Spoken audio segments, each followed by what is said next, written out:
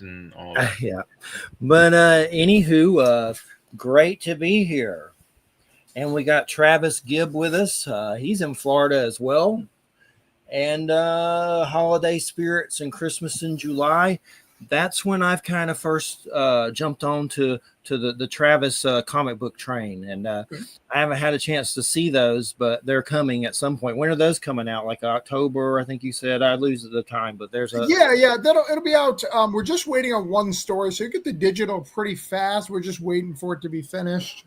But you'll get them soon enough. I think October. I do a Kickstarter month, so I don't know what one's coming. But I got to warn you, Jay and Jeff, I'm not sure I can survive a 2-hour podcast without the F-bomb, but I'm going to try really hard. Okay. The other one, you're good. I'm fine on that. But it's got a censor, but just try not to. I'll do my best. There's a little thing. Friggin', I'll do my best. I mean, at home, I say the F-bomb all the time, but I've messed up. Yeah, me too. On here. I hate it. I hate that rule. But I have something to say that's kind of weird. Okay. It's not about you, really. It's not anything. But one thing I want to mention before we start it, and then we'll delve into the Travis world. And this show's been going on for about 18 years. It started out with the little audio interviews, and we were interviewing people like Nick Redfern and just anybody about paranormal. William Burns from UFO Hunters, UFO awesome. Magazine, Nick Pope, former Ministry of Defense, Britain's X-Files. Like, I could go on and on. That's what we've been doing. And the main reason I do that kind of topic is because I've seen weird shit, weird poop. And one of the main reasons that we've talked about with the subject was, and God knows I've told this story so many times, I'm sick of telling it. When I was 17, testicular cancer, lost one in the war, went through chemo, and then a few years later, my dad passed away. And I started to have very bizarre experiences. And it was also a time of experimenting with drugs. I had never done drugs ever. My dad said he'd murder me if I did them. So when he died, I was like, ah! And I went crazy for a few years. And somehow I was messing with, spiritual stuff, the occult, reading stuff. I wasn't really getting in robes and practicing. I was reading a lot of stuff. And I think I opened up doorways, and I've seen different things under different states of consciousness. And a lot of them I've seen sober. I've seen stuff with my mom. One of my biggest experiences was here on Silver Lake in Florida. 2 beings of light left my house. I was completely sober, unless it was residue from back in the day or something that hit me. Completely sober. And I saw 2 glowing beings of light leave my house and fly into the heavens as if they were in the house and flew into the heavens. And we've seen a lot of UFO type stuff and a few different types of weird beings. But here's the weirdness that started this week. There was something on Facebook about PCFI runoff toxic water. And if you've had testicular cancer or different types of cancer, it was a class action lawsuit. So somehow my mom saw that. And next thing you know, I'm on the phone with these people. And I'm like, is this a con? I still don't trust it, but they haven't asked for money or anything. It seems legit because I actually signed the paperwork today with the lawyer and all that stuff. But basically, it's a class action lawsuit for my zip code when I was a kid at 17 and got testicular cancer. They're claiming it was from toxins in the water, some kind of PCFI, whatever. I'm probably even saying it wrong. But it's weird because my neighbor behind me got testicular cancer too, and he was older than me, like 40 or 50 or something. I was only 17. He got it. So people were getting it all in the neighborhood. But my point is that lawsuit, I'll keep you updated. I mean, I'm not getting my hopes up about it, but it's kind of like a Toxic Avenger story. Mm-hmm. Is that what gave me my weird UFO mutant seeing weird stuff powers? I don't know. But it's a strange thing. And, you could get $5 from it. Who knows? You might get $5,000 from it. I don't know. Depending on how many people join the lawsuit, it could be a substantial amount, or it could be, doodly squat. I don't know much about that kind of stuff. So, I mean, I've tried to do things like that in the past, and I got like a $7 check. Yeah, well, not about cancer or the anything. lawyers are going to take their chunk too. They get probably what 25%. And they kept calling with different numbers, so I would label the numbers Meatball Fund on my phone. So when they called, I'd be like the Meatball Fund, and now I have the Meatball Main Lawyer number. So I would think you get something for losing a meatball to toxic waste, something bigger than $7. But anyway, I'm the Toxic Avenger. I want to see that new one with Peter Dinklage. You can't see it anywhere yet, but I'm looking forward to it. I want to see it. But funny. But Travis, it's great to have you here. Orange Comb Productions. And we do everything. Like I've had some horror guests on, Al Going Back. I don't know if you're familiar with him. OWL Going Back. He's in Florida, a Native American horror author. That's really good. And he actually has some cool. He was friends with George Romero. Okay. And George Romero wanted him to be in this weird Bigfoot movie that got canceled, wrestling a mountain lion. But that's so weird. But yeah, look up his book sometime. It's OWL, like the bird, Going Back, and it's really good. Everybody I recommend him to is like, thank you. I didn't even know. But it's like Native American horror that's just really, really good. I know he was just on his profile with Jeffrey Combs holding up Crota, one of his books, at a convention. So he goes to the conventions and stuff. But man, yeah, it's great. Is that like Skinwalker stuff? There's probably stuff like that in some of his books. It wouldn't surprise me that there's probably something similar. But great to have you here. Tell us about Orange Comb Productions and what was kind of the starting catalyst of it. Yeah, so Orange Comb Productions, we're a comic company. We have I don't know how many titles, like 12 or 13. I don't even know. We're just stuff. It was created for me. I've always wanted to be a writer. Off the air, we were talking a little bit. My first goal was film. I came down to Florida. I'm from New Hampshire. I wanted to be a filmmaker.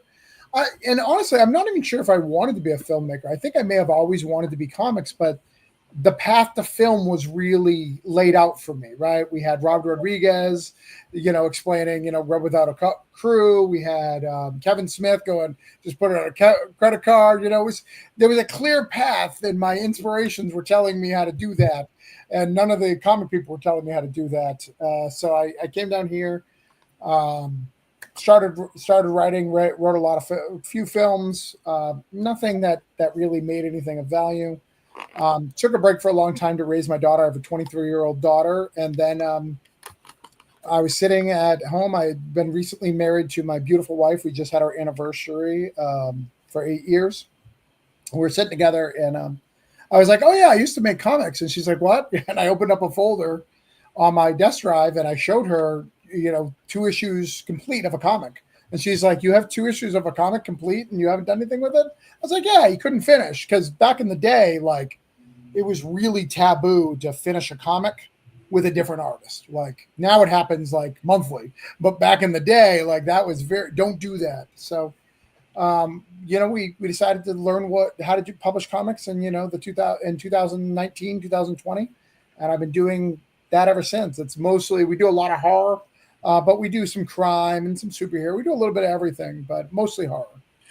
Well, I jumped aboard because I've always loved anthology stuff, and I saw Holiday Spirits, and I was like, I'm in. I love, Creep Show and Tales from the Dark Side and all that stuff. I could go on and on about it all. The weird ones like Monsters, that weird one that's kind of a strange one that came on. I don't even know what channel. That one was really weird. It was just called Monsters and had monsters in it. Steve Buscemi was in one of those. But the anthology stuff I love. What are some of the things that were some of the anthology comics, some of the inspiration behind that, and what were some of your influences as you're growing up? Yeah. So the influences, I watched a lot of episodic TV.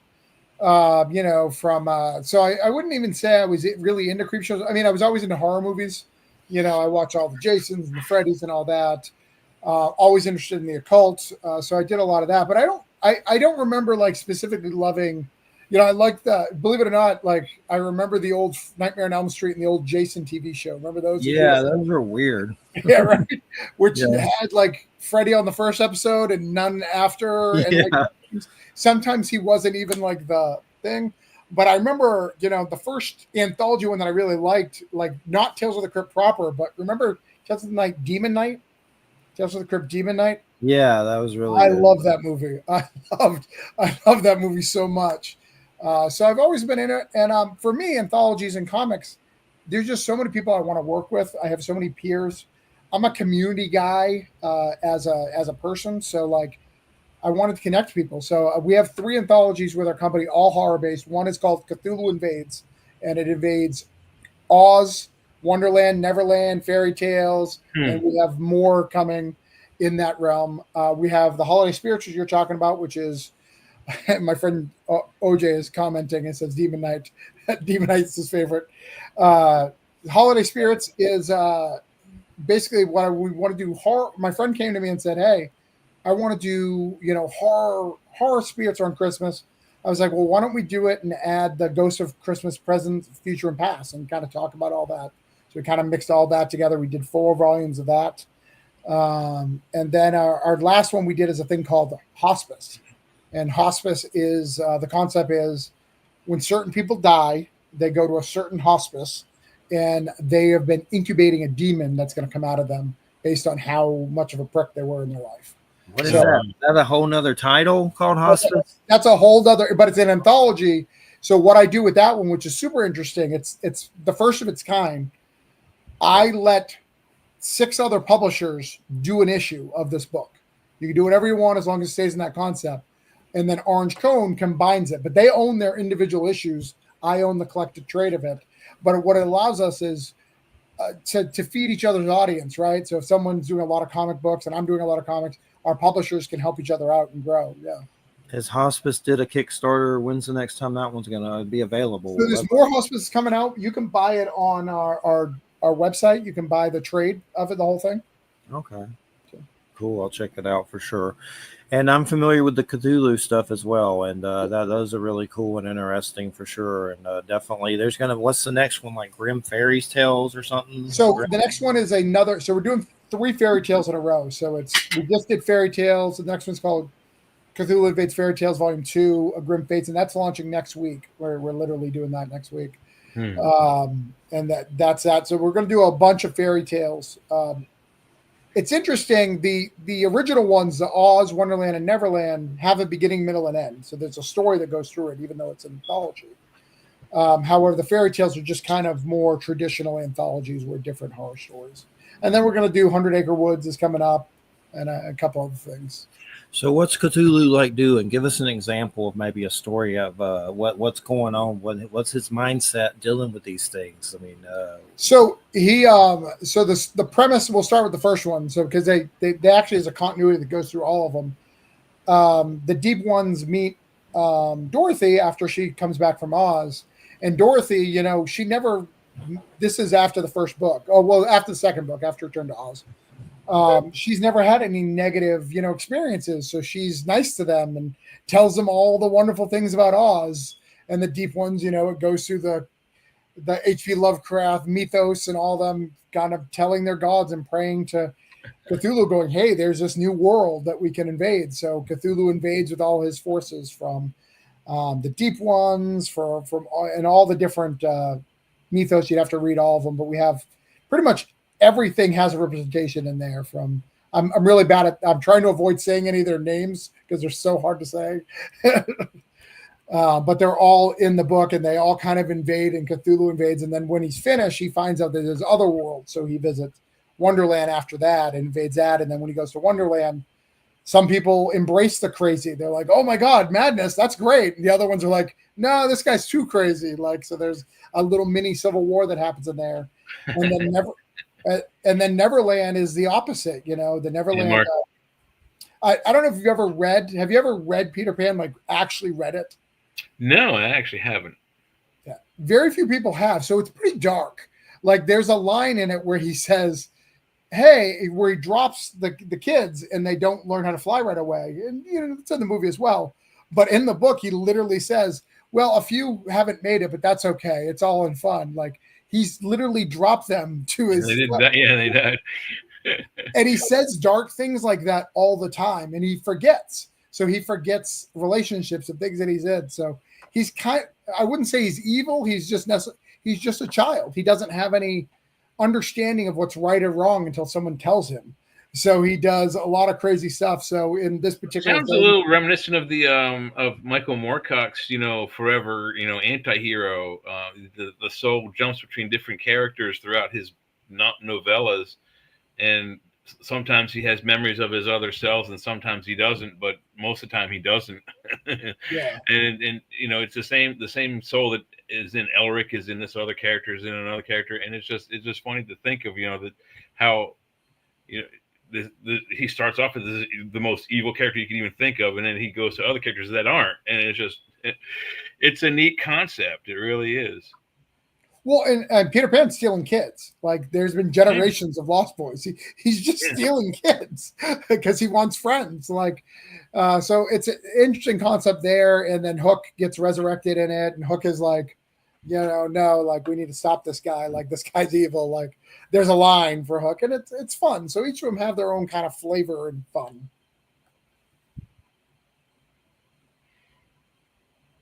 Are you having one of those visits right now, Jeff? I see the lights. I was flicking between pages looking at different books at your site and everything. And so Dr. Hook, does Hook go against Cthulhu at some point? Is that yeah. Hook actually tries to convince Peter to grow up because in the story, Hook sees the evil because he gets resurrected from Cthulhu's magic.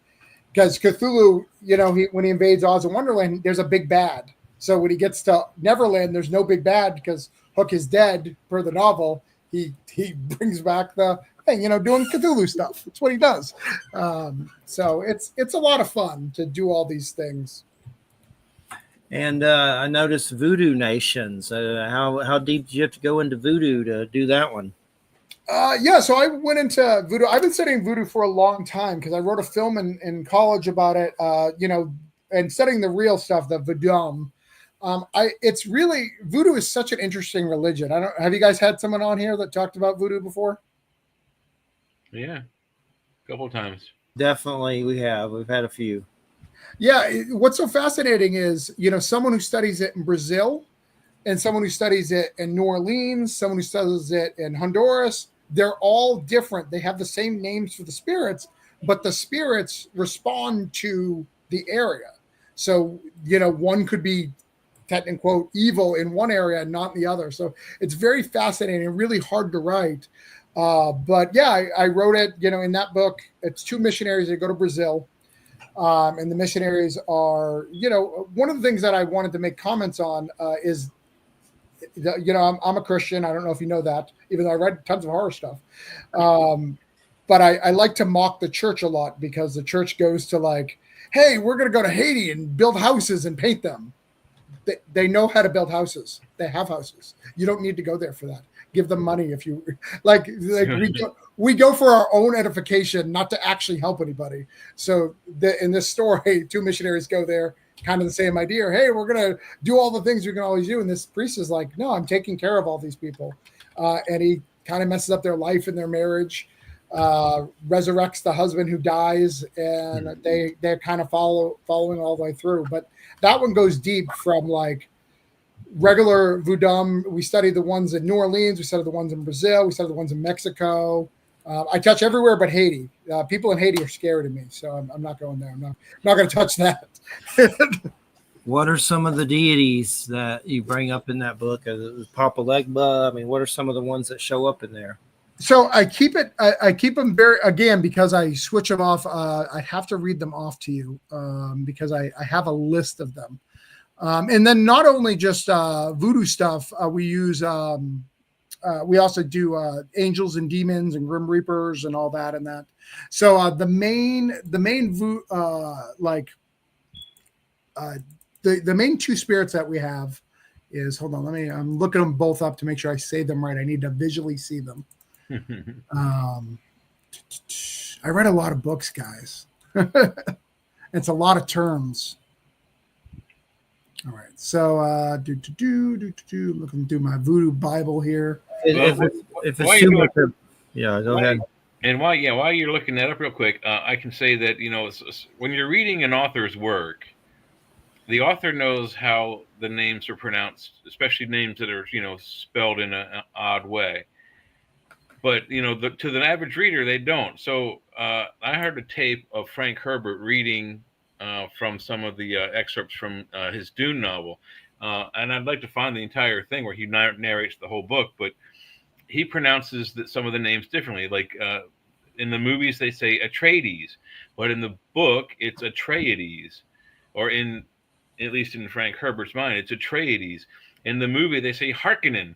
In the book, and then again in Frank Herbert's mind, it's I'm sorry, it's Harkonnen. They say in the movies, but it's Harkonnen in his mind. And Shai Hulud is pronounced differently. All these different words are pronounced slightly differently in Herbert's mind, or the way he has perceived spelled them in his book. So that's one thing that I find interesting. That if an author really wants the audience to understand his books, especially in a sci-fi or a horror realm where you're dealing with oddly put together names like you have with Cthulhu, Right. it helps to have the author read, do an audiobook of that, so that his audience now knows how to pronounce those words, so they don't sound like idiots at conventions. And they'd be asking questions like, that time when we had this blah, blah, and they spell it wrong or they say it wrong, and you're going to get mad at your fans. So yeah, I think that's a great idea. I would love to have Frank Herbert's all of his books that he audio taped, but I don't think he did all of them. Just the first one. Yeah, so the two that I use mainly in the book is Babaluve, which is he's a spirit of life. So in Brazil, he's considered the spirit of life. And again, you could look this up and look it up in Haiti, and he may not be the spirit of life, which is fascinating because it's different depending on where you are. And then the other one that I use, because I really use the voodoo priests rather than the spirits, which is interesting.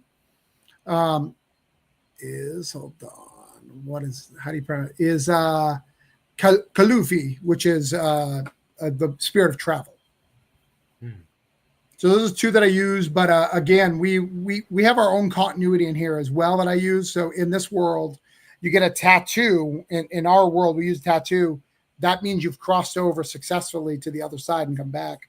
Kind of like Coco, the Day of the Dead kind of experience, where you can travel between places and go far. And the real core of the book is two things. One, it's about a marriage. What the story was founded from. And this is very similar to kind of what you said, Jeff. You said your dad told you never to drink.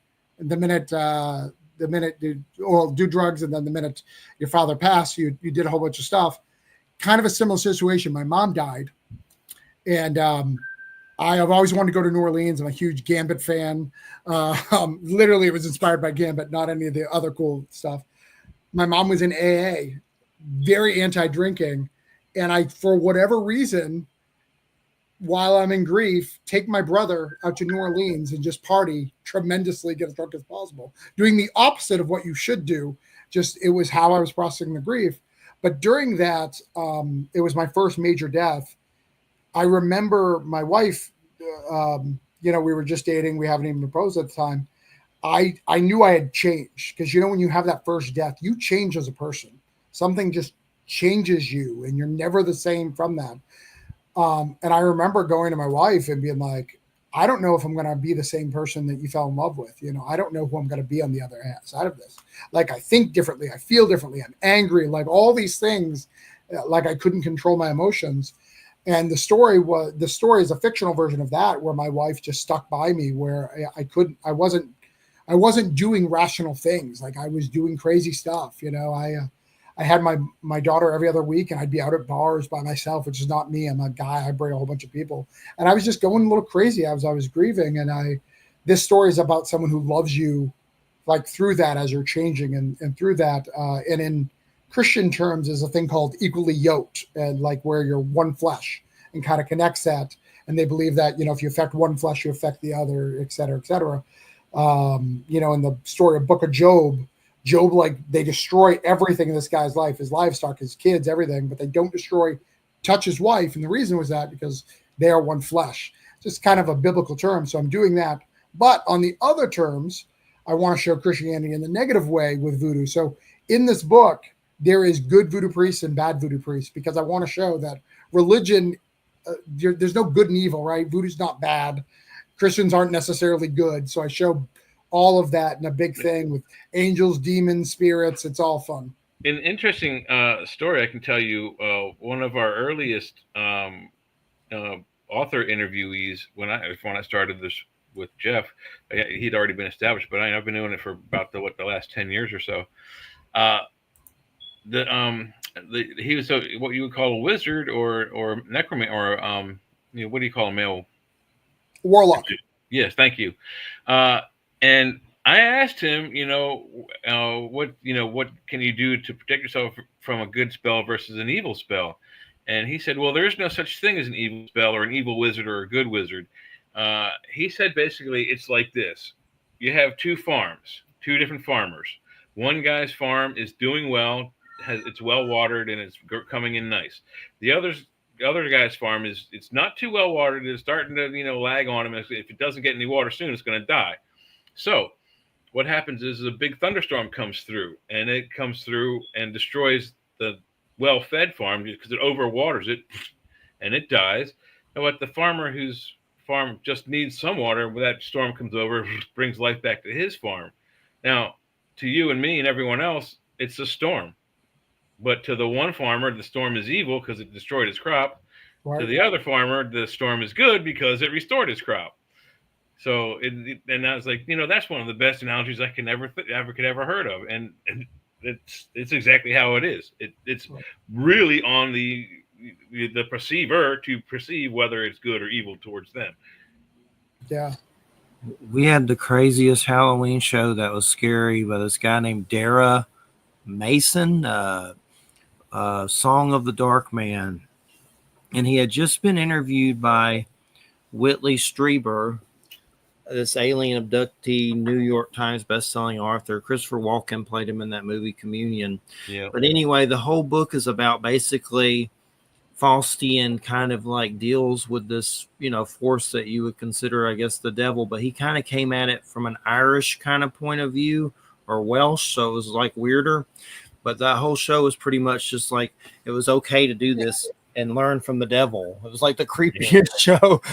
And I'm Christian myself. I was raised Christian. I struggle with it, of course, but who doesn't?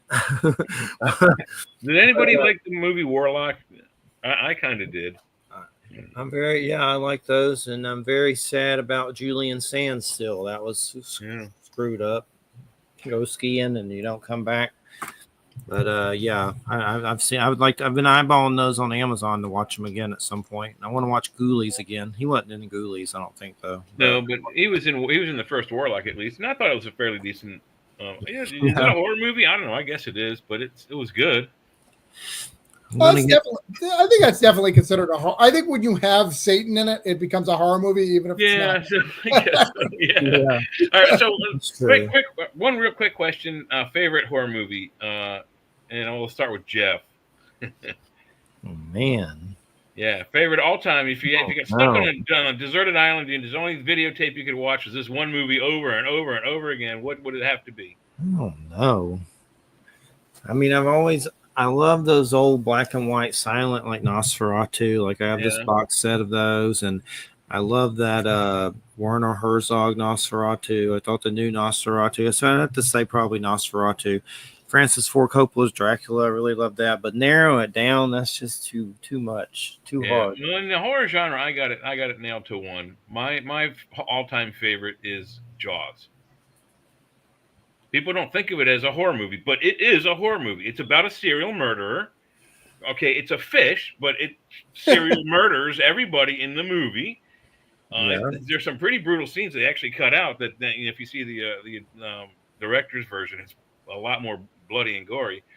But what works in it is the monster. You don't it's the fish, but you don't see the fish until the very end of the movie, and that's what sells the horror. And that song, that dun, dun, dun, dun, dun, that is what people get nervous when they hear. They could care less if it's a shark or a fish. That music sold the horror, and the lack of the monster sold the horror. Yep. It's a horror movie. It's pretty horrific, I'm sure, to be ate by a shark. Oh yeah, or be severed, have your leg severed by one. Yeah, wouldn't want to do it. I mean, but you only had to kill it 4 times. All the real horror monsters need to be at least five Yeah. plus. Well, I can't say this. Hollywood doesn't always get it right, but with Jaws they did, and they have to thank Steven Spielberg for this. The actual ending of the book is completely different from the movie. It's in fact boring. In the book, what happens is the shark, just like in the movie, the sheriff draws the shark into the cabin of the sinking ship, and then instead of shooting the shark with putting the thing in it, um, he pulls something or makes an explosion go up so the boat sinks faster, and he swims to the surface while the fish is stuck in the cabin, is drawn to the bottom, and drowns to death. Because if a shark isn't allowed to move, they will suffocate underwater. And that's how the book ends.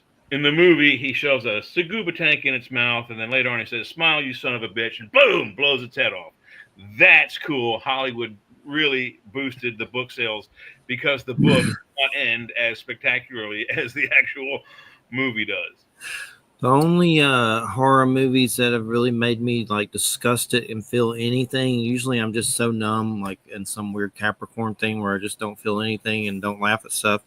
But those Terrifier movies, those are sick. Like I enjoy them, but I'm like, I don't know if I'm going to watch it again, but maybe, probably. But those are just the sickest thing ever. Those Terrifier 1, 2, and 3. And I know David, he comes on my page and makes fun of Trump, the guy that plays the clown. And those are, I have to say, in horror, those are probably the ones that have made me feel like just disgusted. They're so sick, but they're good, but they're just too much, a little bit too much for me. So, I mean, I'll watch them again one year, but some of the scenes in them, my God, it's just terrible. Pretty graphic movies. I mean, the first Toxic Avengers, pretty graphic when they run that Camaro over that kid's head and it pops like a melon. The Reanimator movie with we talked about him at the beginning of the show before the show started. He played Shran. Anyway, that actor. There's some pretty gory things. I mean, the guy has his head severed, but he's still alive, and his body takes his head and basically sexually molests that poor girl on an examination table. I mean, there's some pretty. What is that? Toxic Avenger? No, that's in Reanimator. Oh, yeah. Reanimator. He straps the pretty blonde girl with big boobies onto the table and then has his way with her. It's pretty gross. No, in Terrifier 3, what's the stuff where you freeze people, cryogenics or something? He uses some tank and like freezes a dude and busts his head up with a hammer, and it's just like so real and terrible.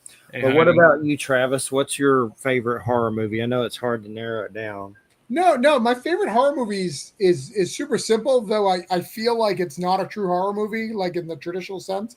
I am such a big Scream fan, and Kevin Williamson as a writer, like, it was super inspirational to me as a kid. You know, Dawson's Creek was coming out when I was a kid, and I love that show. But Scream, like, just being in love with seeing like the things that I love, like being talked about in pulp culture with rules, and like, it was just so genius to me at the time, you know.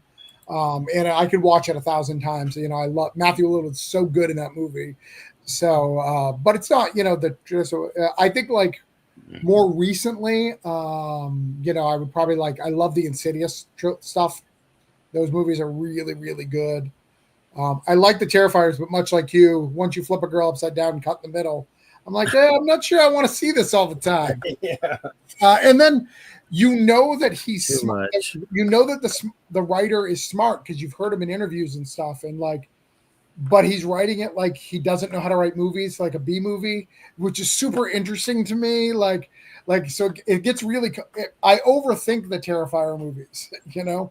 But as a kid, it was Freddy. I was a Freddy guy. Nightmare on Elm Street 4, that was my favorite. Everyone liked 3 of the Dream Warriors. I like Dream Master. You got the third one was also 3D in certain theaters and venues, so I think that's why it had the more popularity. I've heard people argue the fact, and I think Freddy was a pedophile, right? In the old ones, but the newer ones they kind of got rid of that, didn't they? Well, no, the newer one, they actually said it, and I think that's probably why it Yeah, didn't do so the well. newer Yeah. one was a little darker. Yeah. Yeah, they did one, and they actually said that he was a pedophile, unlike the ones previously where they imply. It was implied. Yeah. So weird. Like I had Freddy Krueger posters and T-shirts and crap growing up in school, and it's like Right. you're just riding around this like fried up pedophile guy all over the place. It's Yeah, just crazy. Weird. Well, I mean, that's no different than people who have Great, like though. They posters were of good. Chester the Molester from the Mad magazines and so on. So, Yeah. you know, But yeah, I mean, I enjoyed those, of course. And as far as new stuff, it's hard to find new stuff. I was disappointed that God, why am I forgetting? Brian Fuller is not going to be doing the Friday the 13th Crystal Lake series. Yeah. That guy, he seems to get fired off everything though. So like I don't even know if he's doing Christine. He's supposed to be remaking that, but everything that guy does, he quits or gets fired. But loved Hannibal and was pissed off that got canceled. But there's not a lot of new horror, so it's interesting how Terrifiers kind of became an icon, like Freddy and Jason. That's not the easiest thing to do. Well, I think there's a lot of new horror, especially when you look at like Get Out and Us, like we've got some new kind of stuff, but there's no like icons, right? There's no, when we were kids, Freddy's or Jason's coming out. Michael Myers, Leatherface, Terrifier is the only one that kind of fits that. I think they tried that with a couple of things. What was that? Trying to think of it. They only made two movies. Well, they tried with Jeepers Creepers, but again, that guy was weird too. He was a pedophile. Right? I think they could get to 3. I think with Jeepers Creepers, there's up to 3 for that franchise. How did he get a license though? That was the thing that confused me. Like, he literally has a license plate and everything. Like, how did that guy get a license? Yeah. That's part of the horror, I guess. No, so the one I'm thinking of it was a found footage, and he like recruits children. It was found footage. The dad found it, and they abducted his daughter. And then the second one had a whole bunch of kids. What was it called? That wasn't Blair Witch, was it? No. Give me a minute. I'll think about it. It sounds familiar, but I don't know offhand. But yeah, the guy that did, I don't remember his name, that did Jeepers Creepers. He did a favorite movie of mine, Powder, which was kind of really weird. First Jeepers Creepers was he's in Galaxy Quest.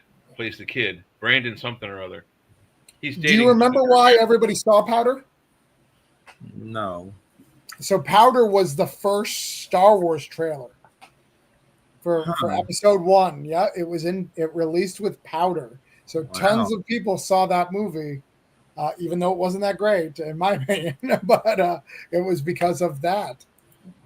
I relate it to that movie, but now it's creepy because the dude's a pedo. But I know that dude like molested some kid on some movie set. I forget the movie and I forget the dude's name, but really creepy. But yeah, Jeepers Creepers and Powder and all that stuff's hard to watch when you know that. You're like, ugh, I don't want to watch it. Ugh.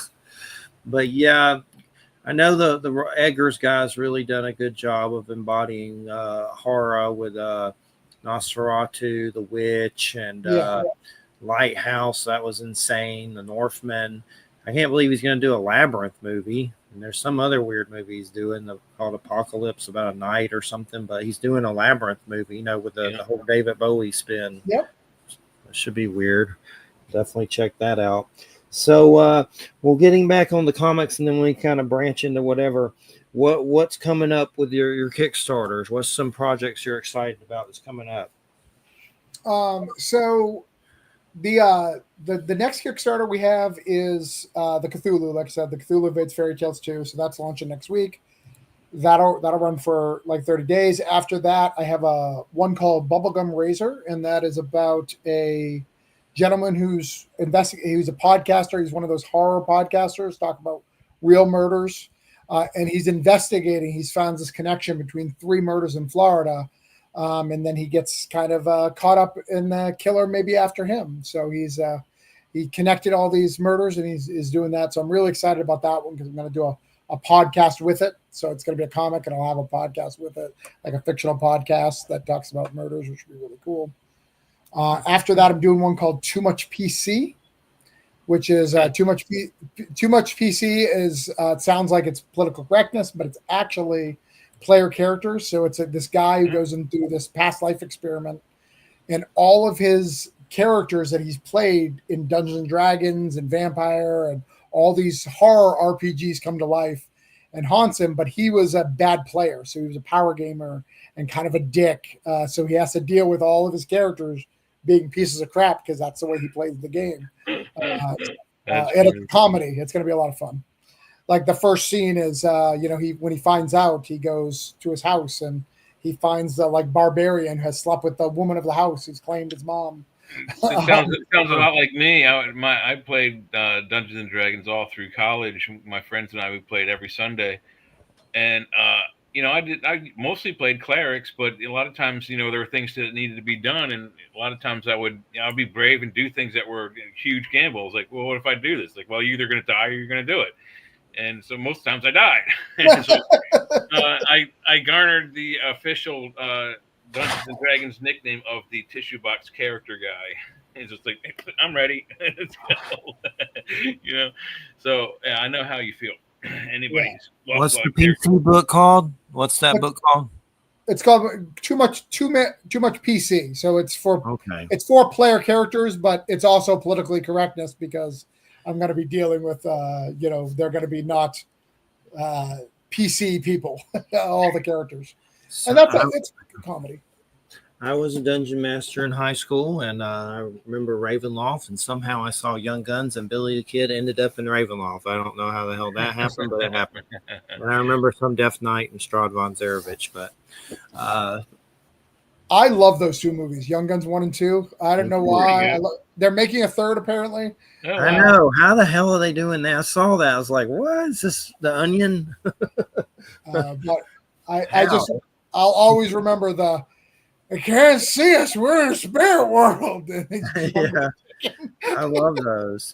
I love Weird West. I love that genre. I have all the Jonah Hex comics that exist, even the old ones. And I love Weird West. It's one of my favorite things ever. And we've had Joe R. Lansdale on, which has some weird fiction, Weird West. Yeah, he was awesome. And so do you get into Weird West much? Is there anything you've thought about? In fact, I'm working on a book right now called The Feral West, and it's about a cowboy.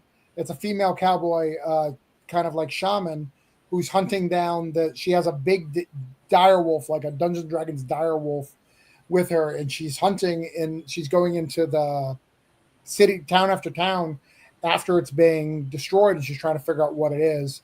It's the Feral West? Feral West, yeah. I'll spoil it a little bit for you. She has a werewolf that's going in front of her. Her wolf turns into a werewolf and goes and murders somebody, so she can never find the thing because it's her dog, and she has to put down the dog or not at the end. It's gonna be fun. Who's working on it with you? Is it? His name is Etienne. He is out in Canada, so he's working on that with me. He's going to be the artist. So, I know Joseph Schmalke, when he was on, he leaked a little bit that he was doing some kind of Weird West, but he was he accidentally said it and he couldn't say anymore. So that'll be interesting. But definitely keep us in the loop on that one. I love it. Love that stuff. Gives me goosebumps. Well, I don't know why I love Weird West so much. Because I'm getting goosebumps. But we've had the Splattered Western, a Dead Sky Publishing on too before. So okay. Yeah, that was cool. So, what's some of your Weird West influences? Anything maybe I've never heard of? What have you read about any Weird West in there?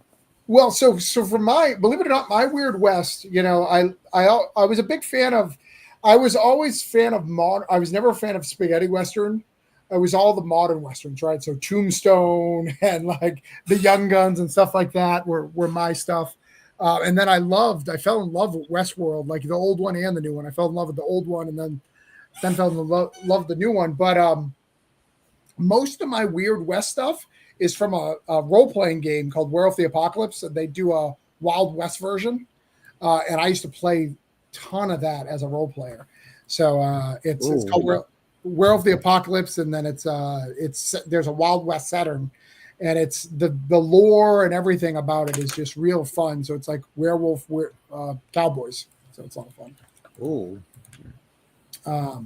But my last book that, I have tons of books. I can go forever. But the last book that I think that you guys would be really interested in, one of the books I'm most known for, We're coming out with the trade, hopefully for the end of the year, is called Granite State Punk.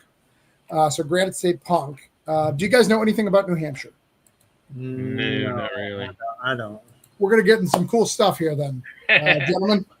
So if you ever look up New Hampshire on the license plate, on the coins, on anything, there is a face that's in the mountain. It's called the Old Man of the Mountain. Doesn't it also say live free or die? Live free or die. Correct. That's the big slogan, which is kind of ironic. So that mountain, that face was my whole childhood. It's everywhere, right? On every state highway, on every liquor store, on every document you sign is this face.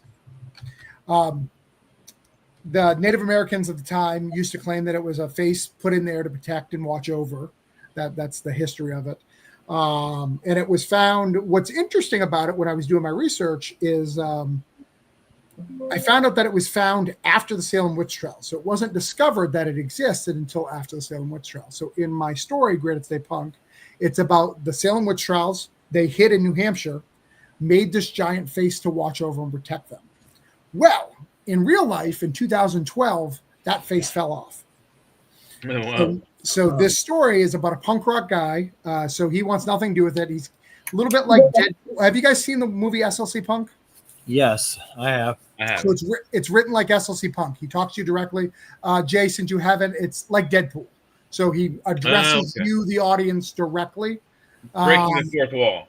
So the book is written like that, and it's a story about this young guy who's in New Hampshire. I talk about the mockeries of New Hampshire, like your live free or die. I talk about all the different things of why it doesn't make sense. Like in New Hampshire, you don't have to wear a seatbelt, which is like a crazy thing. You don't have to have insurance. They have liquor stores, but they close early. But you can only buy them off the highway, which is also ridiculous. Like little New Hampshire weirdness, But also, I use that to do New England folklore. So I study folklore that's happened. Like one of the greatest ones is Goody Cole. So Goody Cole is the first witch trial in New Hampshire. This lady was just mean.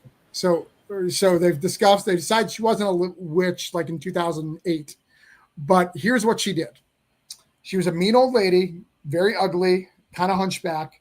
And she didn't like people around her, and she would be like, I hope your kids die in a boating accident.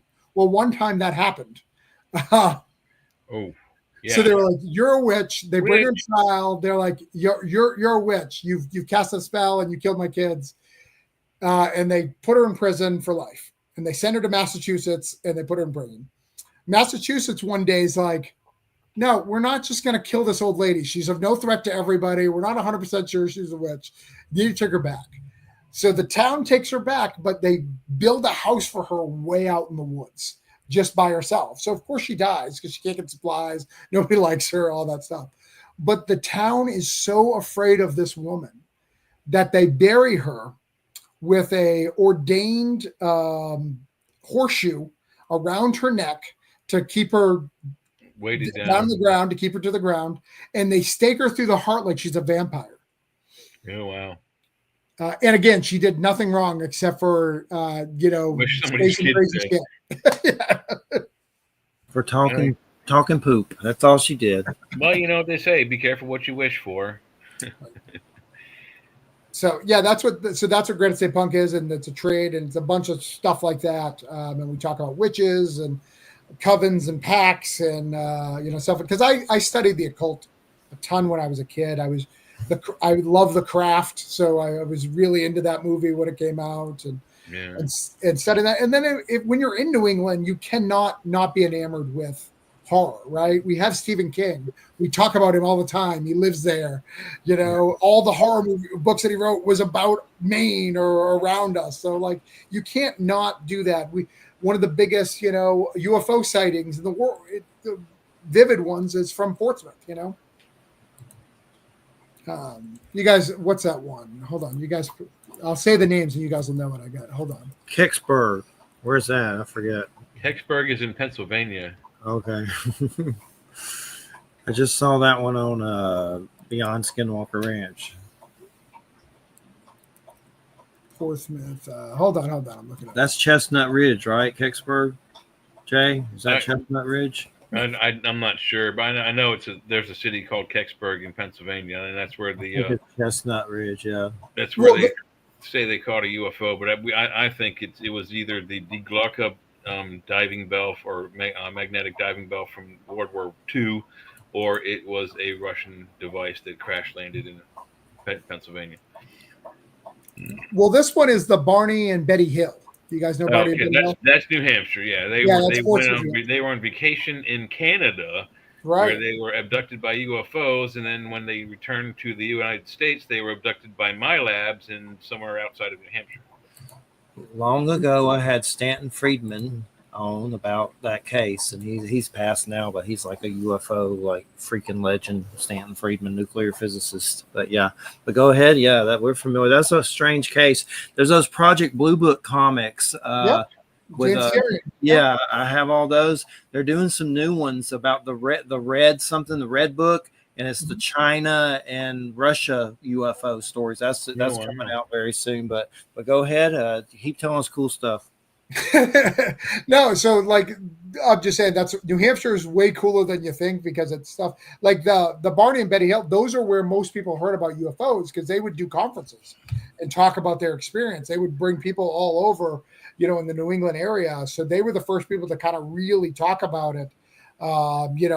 Before we had the Roswell stuff and all that happened pretty frequently. I think a few years after the Barney and Betty Hill incident. So it's wild, and all that stuff is really cool. So that's what I talk about in that comic. I go through all these myths and all that, and add a little magic and horror to it. In our world, this guy they had to do 1,000 sacrifices. So they're not good people. Their parents weren't good people, and he's having to deal with it. And he has a coven of witches. And we talk about Nazis, and we do all sorts of fun stuff. Anything punk rock, anything witch related, anything supernatural related, we do all of it. And that's Granite State Park. Granite State Punk. Oh, great. Okay, gotcha. I have the Cthulhu and the holiday spirits, all that coming, but I want to get into those at some point too, for sure, when I can. Definitely. Stan Gordon was on Beyond Skinwalker Ranch, the investigator for Pennsylvania, and they went to Chestnut Ridge and Kecksburg and got some interesting weirdness for sure off of there. But New Hampshire, it definitely sounds like a lot of fascinating, creepy stuff, no doubt about it.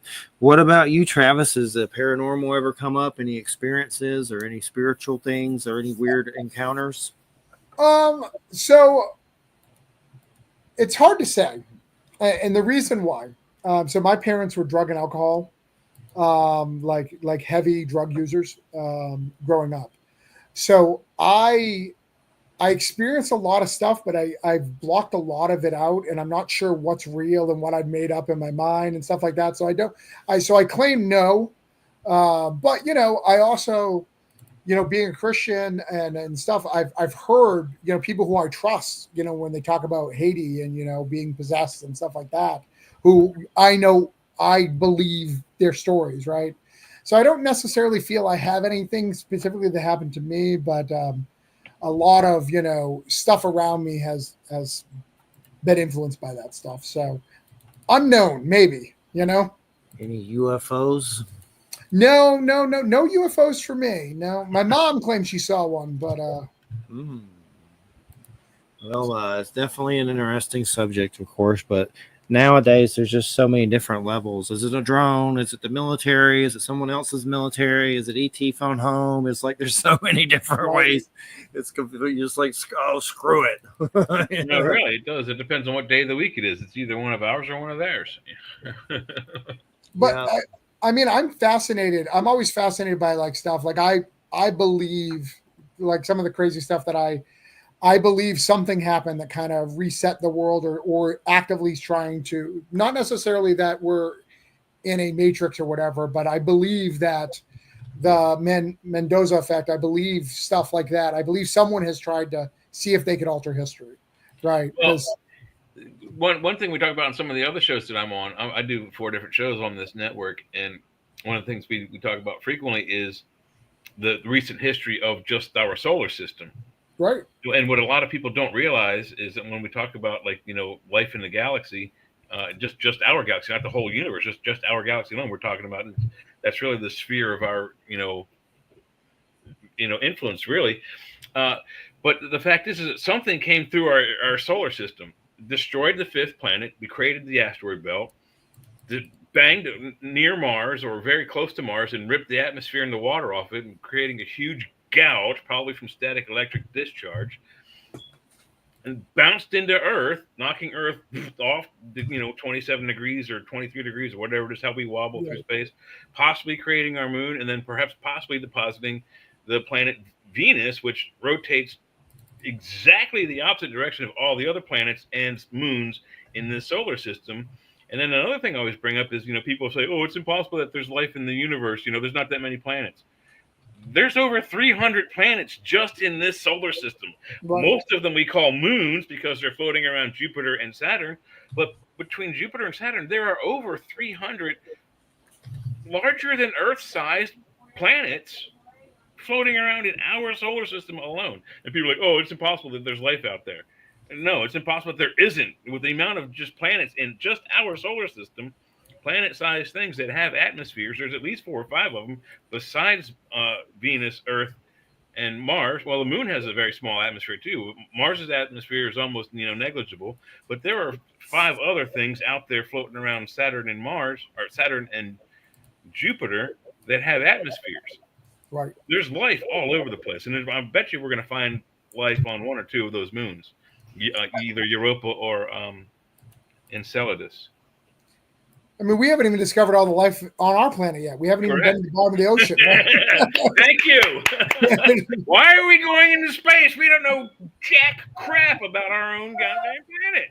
Well, and what fascinates me too is, like, when I study history, because I use it a lot for my comics. Like, one of my comics, Coins of Judas, it's about the 30 pieces of silver that Judas betrayed Christ with, and in my world, it spawns 30 demons. But in it, I studied the Mayans a lot, right? Because the Mayans just up and left, right? They just ran and were like, we're done one day. They got the story of the gambler. And you want to talk some names that are hard to pronounce. Zosa, right? Cradle, I mean, gee, what's one of my favorites? Teotl is another god from them. Is that, and then, is it the bat is Camazotz, or is that the kitty cat? I can't remember. Yeah, Camazotz. I remember Zotz. Remember Zotz? The little candy, when you eat it, it had like the fizzy powder inside. It would it's kind of like reverse Pop Rocks. Yeah, no, it's wild. I mean, we have the Dark Age. We have, like a huge span of time where we don't know what happened. Like, we don't know, and there's things that they could do, like the pyramid stuff like that we don't know how they did. Like, I don't know. Are you? I don't know how in history you are, but there's been some really fascinating recent finds outside of Cuba, outside of India, and underneath the pyramid, the second pyramid, not the big pyramid, but the second biggest pyramid. Is it the Khafre one? Khufu Khafre? Yeah, it's the Khafre one, the smaller one. It's the Sun's pyramid. They found some weird, at least 2, possibly 3, 30 or larger square meter building rooms, and then 8 cylinders or silos or tunnels that go straight down like 600 and something meters. Very, very interesting. So that's preliminary. We don't know exactly what all that is, but it's fascinating. There are 3 or 4 ancient cities discovered under the water. I'll say that again because it's kind of important. Under the water surrounding Cuba. They found 2 cities that they date back to somewhere at least 16,500, perhaps longer, to 20,500. But they found Dwarka. And I don't know the other city name, but there's 2 cities in the Mahabharata that are said to have been instantly flooded by Shiva, or I forget the other name, but the god Shiva, and he turns into his bad self, and he sets off a weapon, and those 2 cities are instantly flooded, and they found them. So our timeline is going further and further back, and now it's almost impossible to explain the pyramids because they weren't built by the Egyptians. They just simply didn't have the tools to do it. They didn't have the hardest. They didn't have their hardest tool was brass. They were Bronze Age, culture. Even that, I believe that dinosaurs were around. Like they were dragons, in other civilizations. But like it's been proven, like when you look at like the king's logs, that they traded large skulls. They just didn't know how to preserve them, so they dissected over time. They got there are several preserved fossil tracks of dinosaurs than human feet. Right. There is a collection of ancient, at least 14,000-year-old clay vessels, and they don't survive a lot from that time frame. But I proved that the Jomon people, the rope people of ancient Japan and Korea, circumnavigated the Pacific waterway, the Pacific Rim, and by doing so, deposited their DNA all across the Americas, traded their goods, and also showed people how to make their clay pots. And eventually they became brass and copper pots.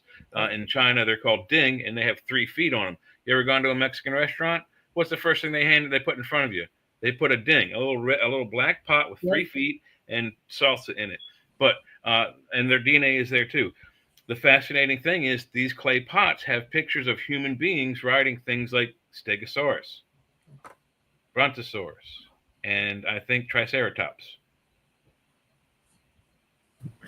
Hey, aren't you in Concrete Arcanum Monsters? I am, yeah. That's live right now.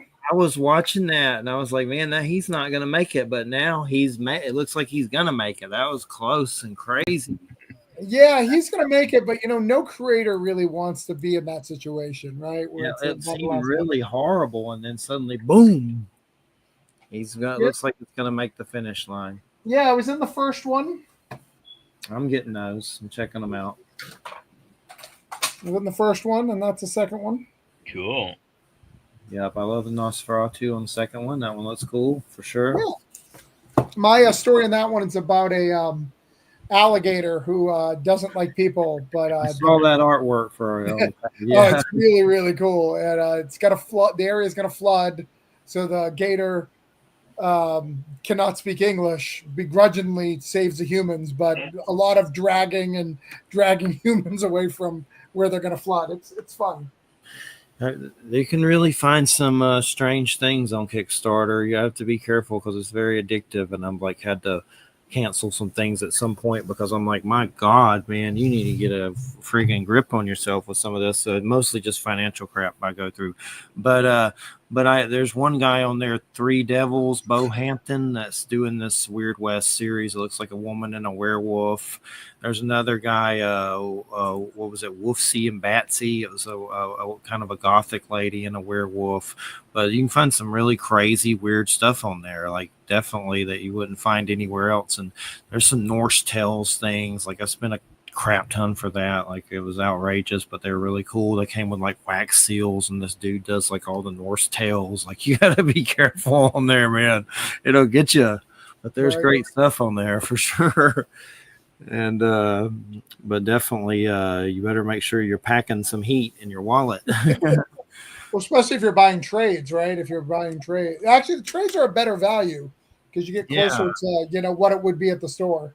I'm to the point with that kind of stuff. Like I used to get variants for a little while. Then I was like, screw that. I'm fine. Just at this point, I'm just glad to be able to read it and look at it. I mean, it's not like I'm going to take this thing with me, this box of comics, unfortunately, when I croak. I'd love to, but I'm fine with the trade paperback. That's Cthulhu Invades Fairy Tales, and I'm still sending some out.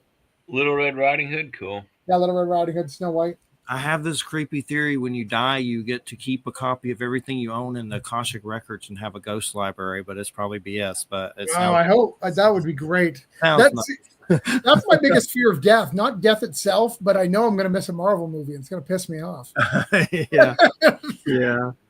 There was a Marvel Western I got not too long ago. I forget, it's like a year, but I haven't read it yet. It's like 4 issues. It's like a Weird West Marvel thing. It's 19 something something. I forget the name of the year, but there's some crazy.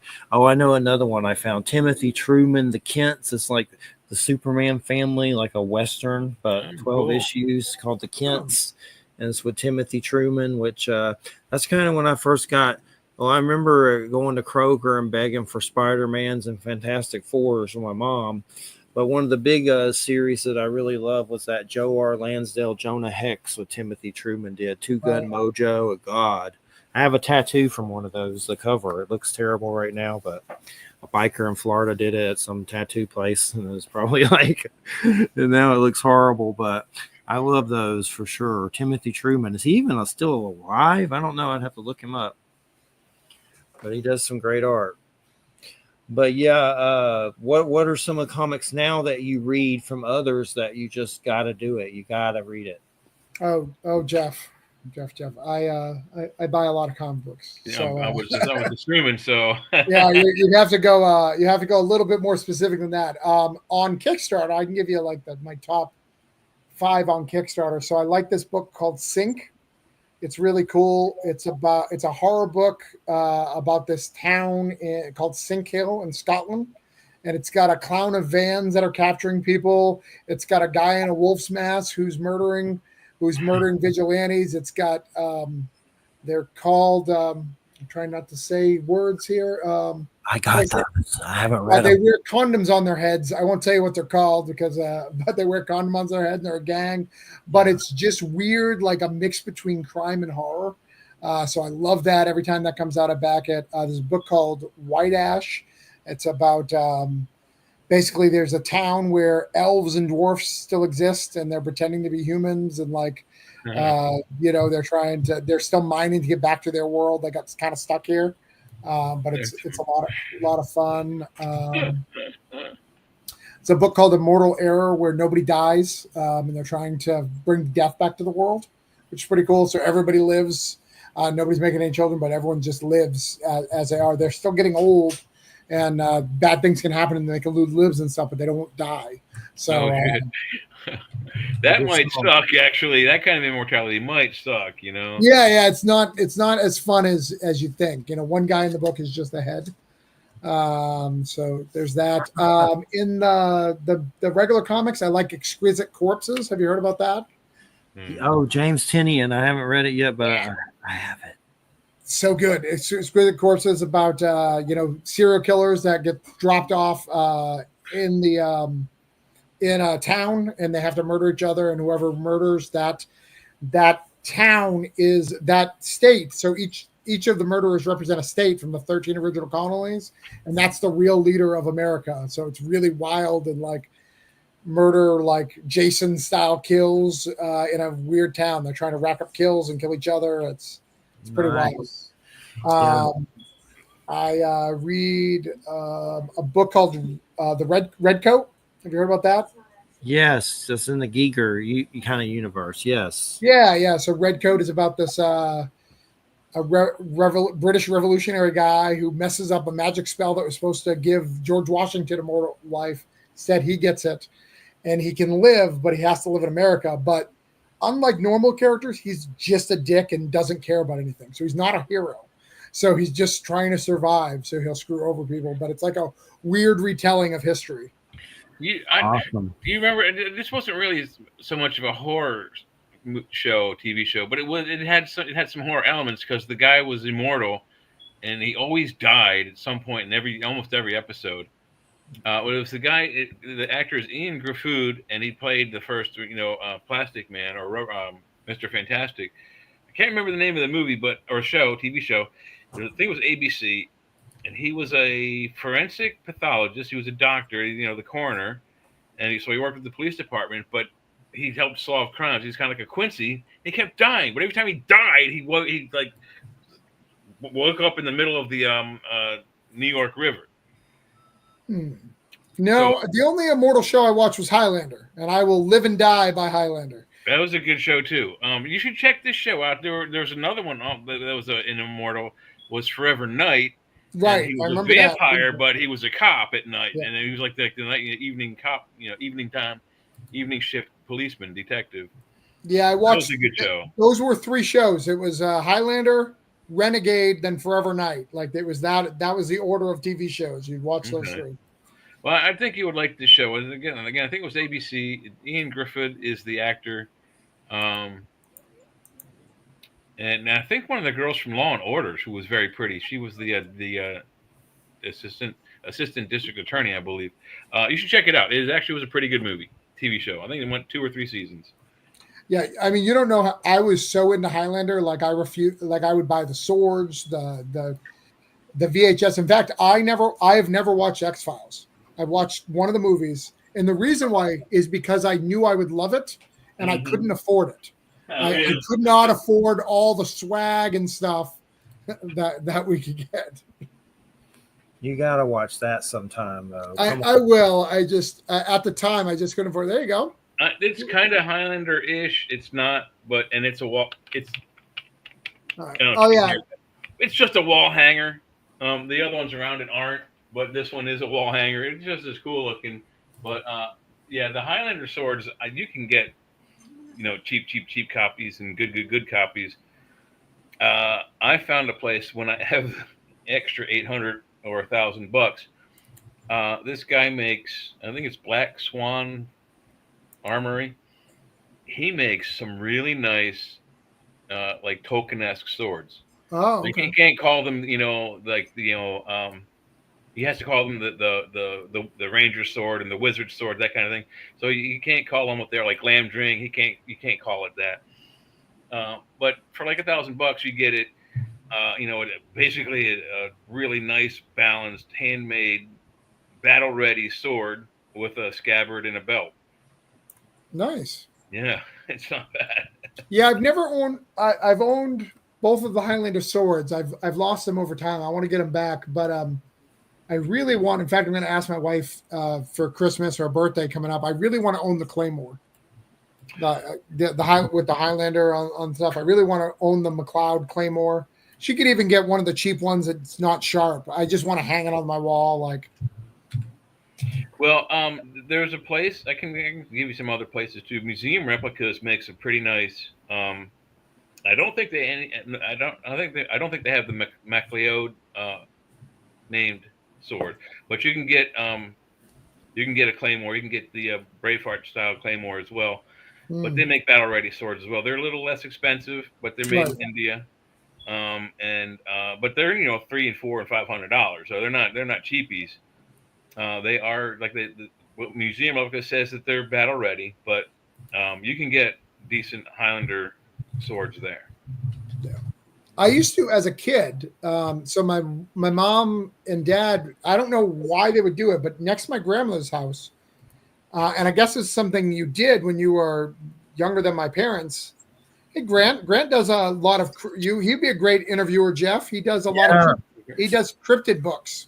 I know. I get those, bro. So yeah, I've thought about it. I'll have to give them a line. Sure, I like those. Guys, I'll be right back. I'm into the froglands, into the frogland situation. So I know what's going on with that for sure. But yeah, one of the big things in comics that I've enjoyed lately is that whole crazy Robert Kirkman Hasbro thing with G.I. Joe and Transformers and Void Rivals and that a Cobra Commander series, 5 issues. That was really good. It gets really weird. Like it's violent too. It's like Transformer. I mean, the Decepticons like smashing pilots, guts going everywhere and stuff, but it's really good. I've enjoyed that. Some new one. I've loved the EC Comics stuff that they got coming out. They got a lot of titles from EC Comics now. New ones. All that, the ones that from Tales from the Crypt, the EC Comics, but the Creep Show's Image, and I love those too. Those are really good. But the EC Comics, they're like Catacombs and Cruel Universe. Like there's Epitaph from the Abyss, but Ani Press has a new one that's come out, and I swear I think Elijah Wood is part of the production, the company, but it's called High Strangeness, and that just showed up on Golden Apple and looks pretty weird in X-Files, called High Strangeness. That looks good, and I know Elijah Wood owns the company or something that has to do with that somehow. But there's been some really weird, cool stuff for sure coming out lately in the EC Comics. There's a Twilight Zone series coming out now, I think, from IDW. I'm trying to keep up with that. IDW Dark. There's that one they do about the teddy bear serial killers. What's that? Underneath the trees or something like that. Beneath the trees where nobody sees. Yeah, that was insane. That was crazy. But yeah, there's so much creativity out there for sure. Does your wife do a comic? Because I could have sworn I might have read something. Yeah, so my wife edits all my comics, and then she writes. Alien Western, isn't there? No, she edits that one. Yeah, Alien West. She okay. She edits that book. Yeah, she's an editor. Martha Schwartz writes that book, but she edits it. Yeah, my wife has she has 2 books of her own, but she's in all the anthologies that we do. So she's in Cthulhu, she's in Holiday Spirits. She's written. She wrote a 0 issue for Voodoo Nations with me. So she writes a whole bunch of stuff. But she writes a book called Pup Van Winkle, which is a dog falls asleep, kind of like Rip Van Winkle wakes up and dogs are banned. So it's kind of fun. And then she did a comic book for my son. My son was in love with cottage cheese, and she literally made a book that's a sing-along comic. So she recorded the song and did the thing, like recorded it. We paid for a studio. Like, it's a professionally done song.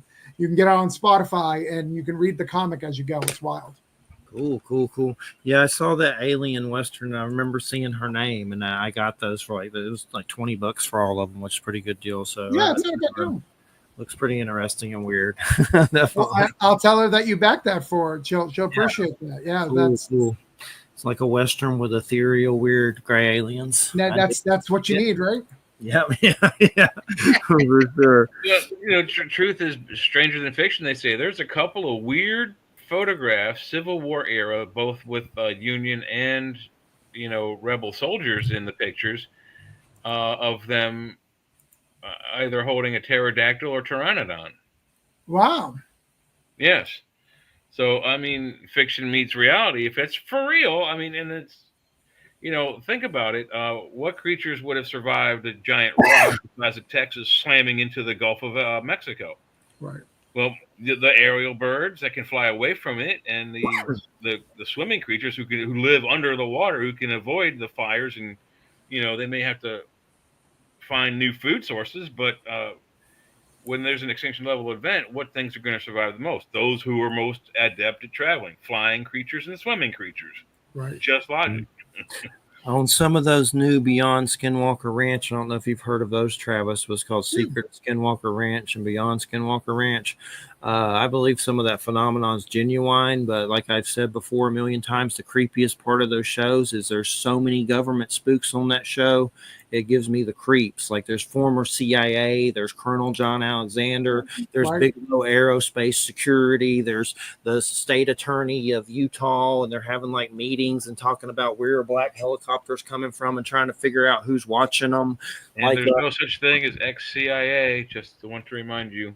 Yeah, Andrew Bustamante. I know one thing that they brought Chris Bledsoe back on and put him down in the Everglades of Florida with the CIA spooks with him. And last episode, it was Colonel John Alexander with him, but he's basically summoning UFOs in the sky. And his daughter was with him, and she's doing it too, as they're doing like X-Men neurology, whatever the hell, psychological studies on their brain. And he's summoning these things, and it's crazy. Like, I don't know that summoning UFOs. I don't know how much of that is reality or just pure horse shit. I mean, really, here's what I think. Okay, let me just say this real quick. I think I've seen the phenomenon before, and I've actually been to a point to where I've said, "Can you move?" and it'll move. And I've met other people that can do it. I don't know if I could do it now. Now I think they hate me and say. Well, I'm just saying, as far as I'm concerned, we talked earlier in the show that I have a degree in video production. I don't trust someone else's video. If I was there and witnessing it at the same time, this guy calling up UFOs, I might have a different opinion. But for what I know of how easy it is to edit and make things look like they happen right there at the spur of the moment and follow commands, it's not that hard to do. I could do it. I'm sure Travis could probably do it. We come from an artsy background. There's some kind of phenomenon. I'm not saying it's aliens and little UFOs, but there's some kind of phenomenon that's like ball lightning or orbs that does seem to interact with certain individuals. He had the Monroe Institute there, which is a pretty reputable psychic institute where they do psychic stuff. And they were studying him and put him in a copper tank. And he was also doing it, and they were showing it above the sky. But regardless, here's what I think that's strange. I don't really think it's aliens. I think, remember when we watched the Fukushima light UFOs up in the heavens, and it seemed kind of weird? That looks just like what he's summoning. I think it's deceased spirits of the dead. And in that episode of Encounters that's on Netflix, on the 4th episode, the Japanese monk says that whole story we talked about, that when Fukushima happened and all those people were dying, these balls of light appeared over it and they started moving and then they phased out. And he, remember, used to hold the story about in their lore, when you die, you turn into some weird ball of light and ascend to heaven. It's like Christ-like bodies or whatever. I think he's interacting with, I would be curious to how many people have died around them, because I've seen those beings of light and I've seen the balls of light. And I'm not saying any of this is 100% or acting like some know-it-all, asshole. It could be other explanations for it, but I think it's something to do with dead people. Well, okay, so with orbs, with my photography background, and rods, I can disavow both of those. I've seen emulsion film, and I've seen digital film, and I've seen digital stills of orbs. There is a real phenomenon such as orbs. I don't trust any that are recorded on digital media, again, because it's not as good as emulsion film or emulsion stills. Traditional film. Trust no one. Yeah, on traditional film, an orb will be a ball of light with nothing in it. You won't see like amoebas or bacteria. When you have a spot on the lens, or you catch a piece of dust floating in the sky, there's something in that dust. There's material in it, and dots on the lens, either it's finger oil or it's water. A droplet of water, you'll see amoebas in it. It's like a magnifying thing. So that's not an orb. It's the light is catching that droplet of water or oil on the lens, and you see what's in it. So orbs have nothing in them. It's just light. It's unexplained. There's no source for it. That's a true orb. I've seen them both on video and not video, but traditional film and traditional stills. Hey, they can be easily faked, for one thing, and for two, digital records differently than film. It records one image on two different fields, and especially when you're recording on electronic devices such as a magnetic carrier, videotape, for example, you have these two. I have to put my camera on for this. You have these two different fields. One's the odd field; it goes 0 to 1079, and then this one goes 1 to 1080. Right? When those mesh, that makes the whole picture. When you have a rod, it's just a bug that has come through, and it's come through. It starts here in the odd fields, and then it moves, and as it moves, it's up here now in the even field. I don't know if you can see that now. So when you mesh that, you have this bug that was here that's moved to there. It's moved that far, and you see 4 or 12 or 8 wings. That's a rod. That's the only explanation I can give to people, because there have been studies with both a video camera and a film camera filming the same scene with bugs flying around. Yeah, same rods in all the digital. So I know Christo Rupolo, the Curse of the Man Sees UFOs. He gets some great UFO footage that's like amazing, even during the daytime with some kind of technology. Billy Meyer took some fantastic. I thought that of UFOs. Oh yeah, there's something I wanted to bring up. Oh, go ahead, Travis. Jersey thing, right? That Jersey thing that happened, around Christmas. Was that around Christmas? Like that wild thing? The drones? Yeah, even if they were drones, like it was just wild. Like, yeah, it was weird.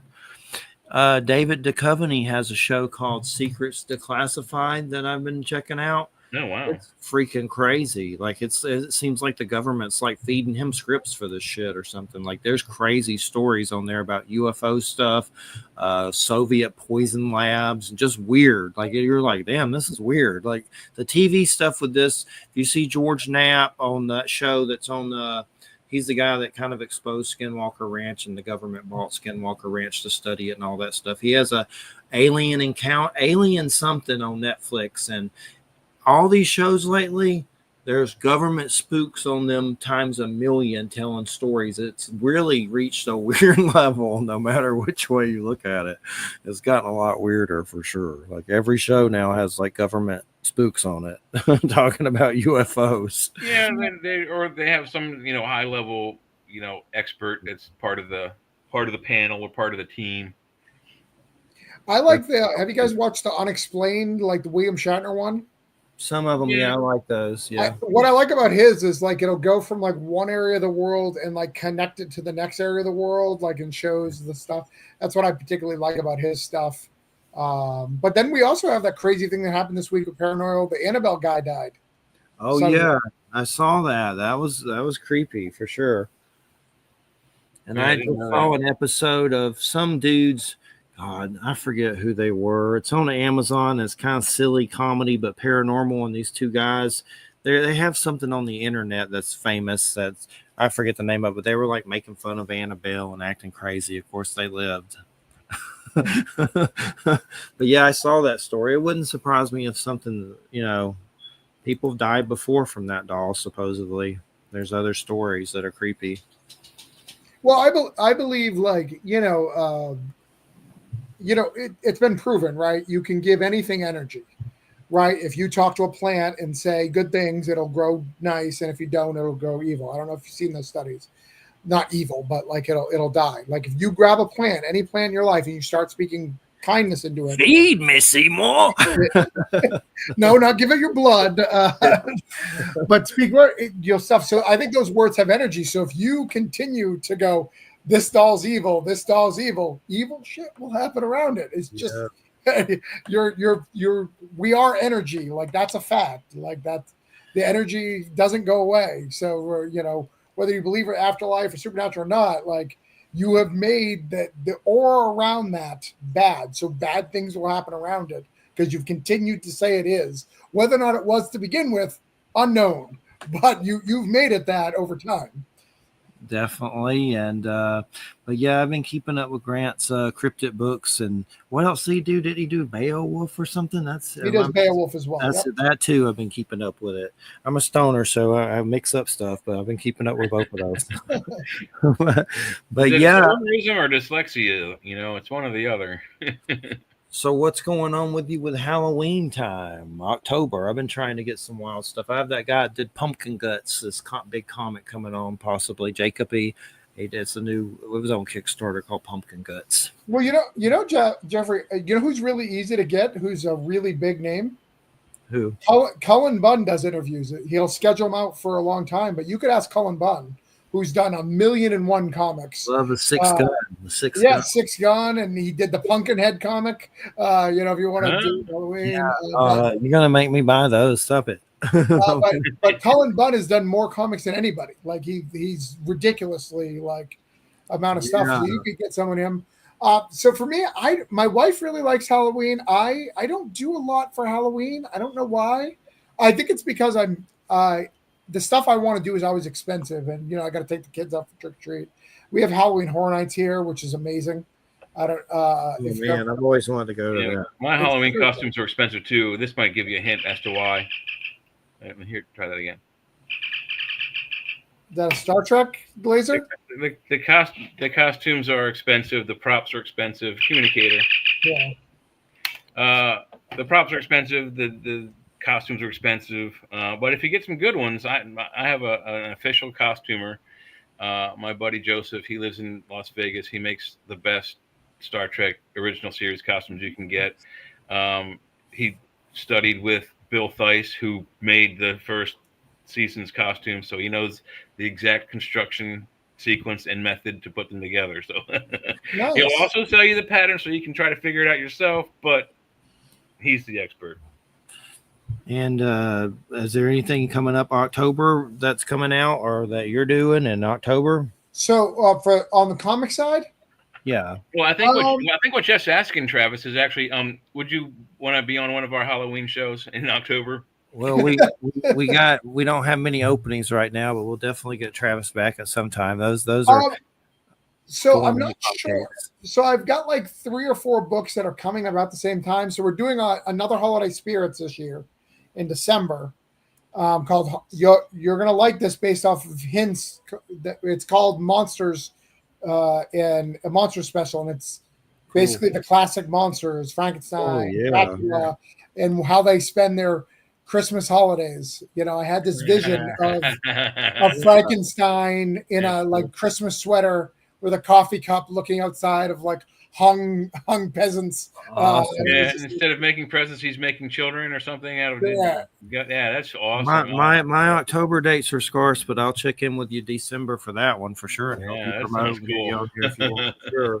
So, no, like I said, I got stuff for the end of the year. We're doing an annual with some of our books, and then I've got if the Pharaoh book comes out, we'll do that, and I've got another superhero book. So the end of the year is a little unknown because it depends on how long these other things take.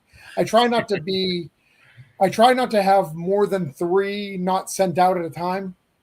You're allowed 6 per Kickstarter's rules, but I feel like I want people to be able to back all my stuff, and I don't want them having to wait for tons and tons of books. So I try not to go over 3. So is this how you pretty much get by, or have you had to supplement income with other jobs? Is this doing the whole shebang? Not to get too personal, but I'm just curious. No, it's fine. So it's trying to be. It doesn't make enough to be able. Comics are expensive to make. Add stuff like Trump's tariffs, and it gets a little even rougher. Not to be political, just facts are facts. Unfortunately. Right, facts are facts. But I own a web design company, so I do web design as well. Cool. So Definitely. And definitely look forward to the future issues, and then my Cthulhu Holiday Spirits box coming. I'll be very happy about that for sure. And let me see what else. There was something I always forget what I was going to do. Who's some of the guests I got coming up? Nisha Norma, that's with Wham. That's navigating liminal realms. Maxim Furrick's coming back. That's like some coal miner creepiness. Scott Pelzer was a dude that is doing paranormal investigations and had a Kickstarter. Derek Rook. What are those weird? They're like weird, crazy horror, but Gore Shriek. Yeah, he has some new comics called Gore Shriek. Those are like some weird horror comics back in the day that Capello started out in. Was it Greg Capello? But Gore Shriek. Jerry Avalos is coming. Anthony Fusilla on Mars. Michael Winkle, that's paranormal. Mike Hacker, that's paranormal. Oh, Michael Koloski's coming on Bigfoot. Yeah. And Jim Willis wrote. Remember the guy? We had a guy named Jim Willis, Travis, that had a book on the afterlife, and I didn't know him, but he died the day of our show before he came on. Oh, wow. And it was really creepy. And then I had his editor on who he helped, and I helped promote his book, and we did like a memorial show. But now this other book pops up that Jim Willis and Michael wrote, a Bigfoot book. So I'm having that on. So at least I'm keeping his spirit alive for sure. But that was kind of weird. Someone to croak, right before your show about the afterlife. Yeah, my wife is crazy, and maybe I can convince her. She doesn't do a lot of podcasts, but how old are you? I'm 50. 50. So you and Jay probably remember. Did you guys watch a lot of Unsolved Mysteries? Yes. Oh yeah, a little bit. So my wife used to be at work with Sylvia Brown, the psychic. So she used to do all the cruises and all that stuff. So she's got some crazy stuff from that time. She does.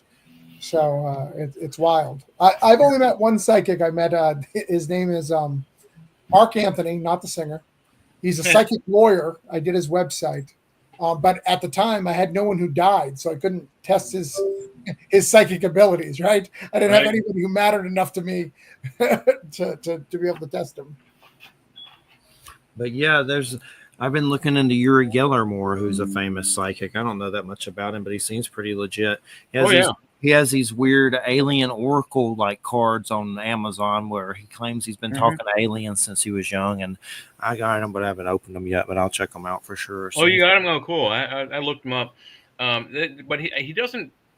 He markets himself as a mentalist. Okay. Not a psychic. Did he really bend a spoon with his brain? Or I always heard that. Yeah, he can. I've seen him do it. Not like up close and personal, but so many times he's done it on television that back in the 60s and 70s. Footage of that. most television was live TV, and so it's fairly convincing. Famous psychic for sure. But yeah, Travis, we got about 9 minutes or so. What's your website for everybody? Because I want to make sure everybody checks it out. Yeah. So orangeconeproductions.com. So if you liked any of the books, come check them out. We have ones that I haven't even talked about. Like I do a lot of books. My goal is to make this a career, and that's not even like you pointed out. I have things live. I always have stuff live. Coming. We have a book called Storage Horrors coming out. It's about horror stories that are in storage units. It's an anthology that's through a friend of mine, Kurt Belcher. So there's always something going on. I need to check that out. I got Nightmare Theater not too long ago. I'm going to check that out. I was going to recommend that. I think Nightmare Theater is right up your thing. I was in 3. I did volume 3. Awesome. Yeah, I've had Clay was on from Fried and not too long ago. And but yeah, hospice, and what's the other one called? The storage one? The what one? The storage facility one. What's storage it called? Horrors. Yeah, Storage Horrors. That's coming to Kickstarter soon. Okay, so if I'm following you, they'll pop up in my email. Yep. Man, there's so many on there, and I kind of agree with Kevin Lafort that there's too much weird porn on there. Like I stay away from that stuff. I mean, I like boobs like the next guy, but some of that stuff's just like, God, this is just scummy. Like I don't care about variant covers with boobs. So I get mad at it. I'll be honest, but I also, as a guy who used to run a comic store, there was always one guy who ordered that stuff, right? And he'd come right before close. He was always super embarrassed to do so. So, and they were always in both my stores. There was 2 different guys. I ran 2 stores. I ran one in New Hampshire, one in Florida. Both of them were our biggest spenders. So because they're into that crazy stuff and they're willing to pay for that stuff. So I think that that's just what Kickstarter did. I don't think it meant to be that. I just think that those customers had no place to get books. Someone figured out you could put it on Kickstarter. They don't have to ever show their face. Yeah. And it just kept growing and growing and growing. I see some of that stuff. So you got to be rich to keep up with that. My God. Well, and a lot of them are really bad too. They're not worth reading. AI crap, isn't it? AI just generated garbage. Yeah. So. Like I like that Mark Spears dude and Monsters. I try to keep up with those, but I'm like, man, I ain't keeping up with all these covers. I might do it a little bit, but my God, you got to be like a billionaire to keep up with this stuff. Yeah. Do it. Now I'm to the point, if you croak, at least you got a copy of it. You get to read it. If the apocalypse, the grid goes down, at least I got a copy. I don't care if it's a trade paperback. Yeah, well, I mean, DC did that with the whole Death of Superman series back in the 90s. I mean, they had it. Like, I think there was I don't remember the episode number, the book number, but when he actually dies, there are 4 collectible different covers you could get for that one, book.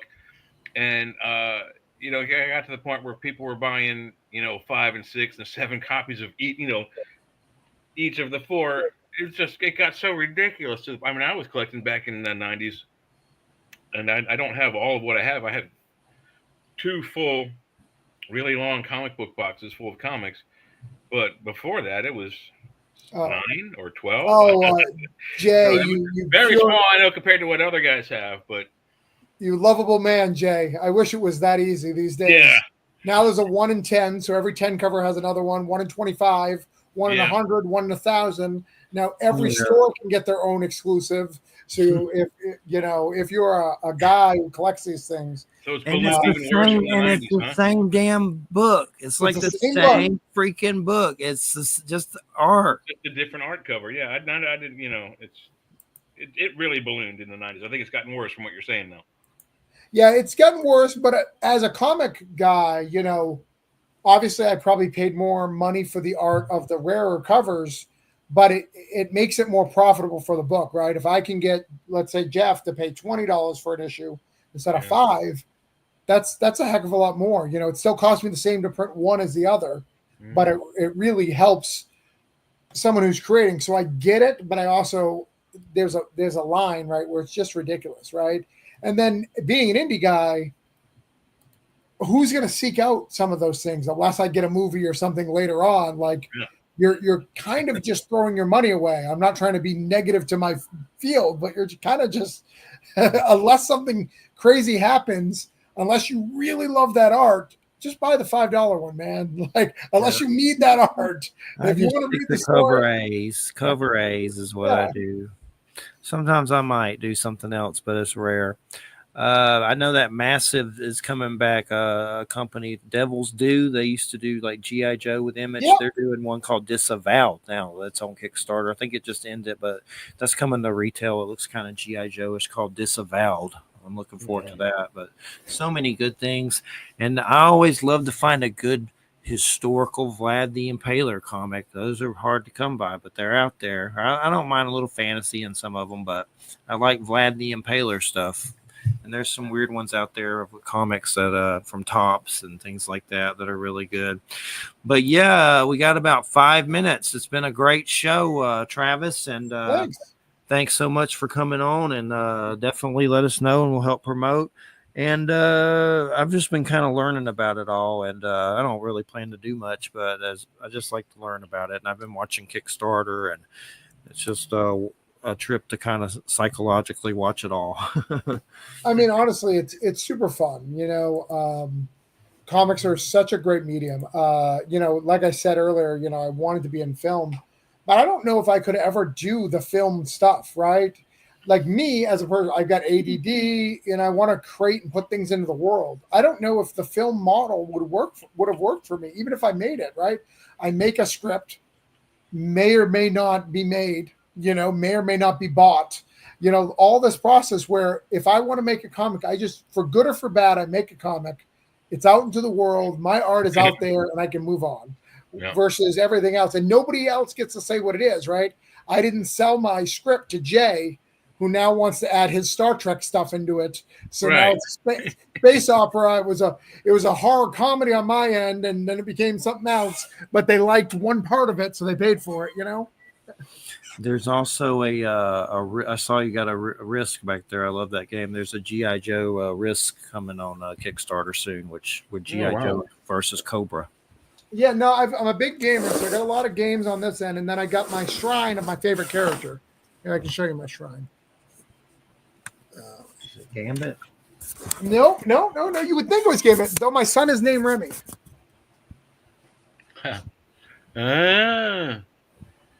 Magneto. Oh, Magneto. With some Funko Pops over there. Oh yeah, I got everything.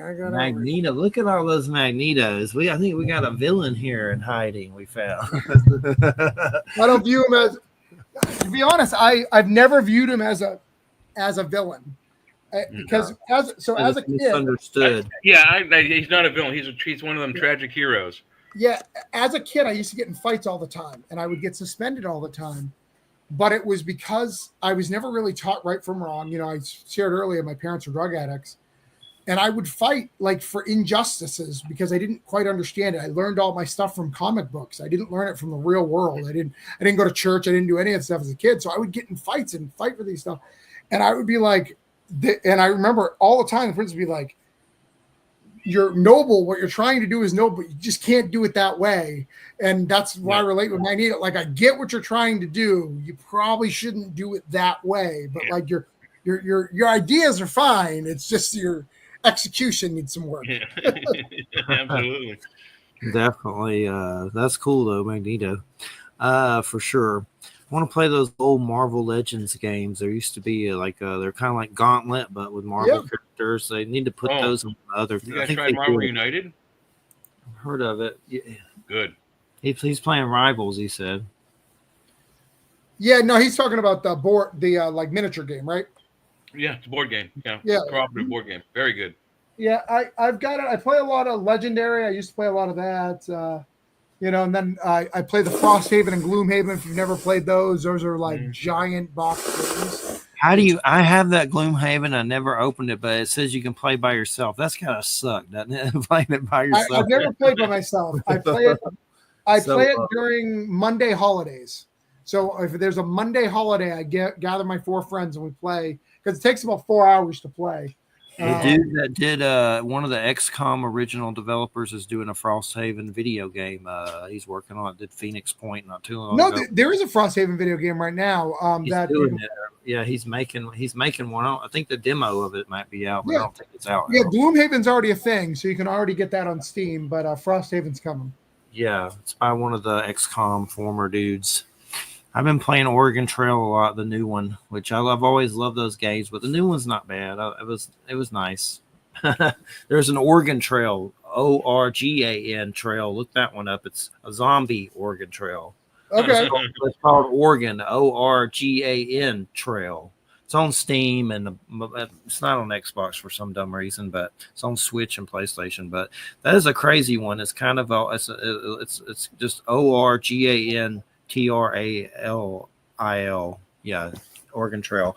But yeah, Travis, thanks so much. It's been a great show. What's your site one more time so everybody? It's Orange Cone Productions. And then if you want to read about what I do in the process, on Substack, travisgibb.substack.com.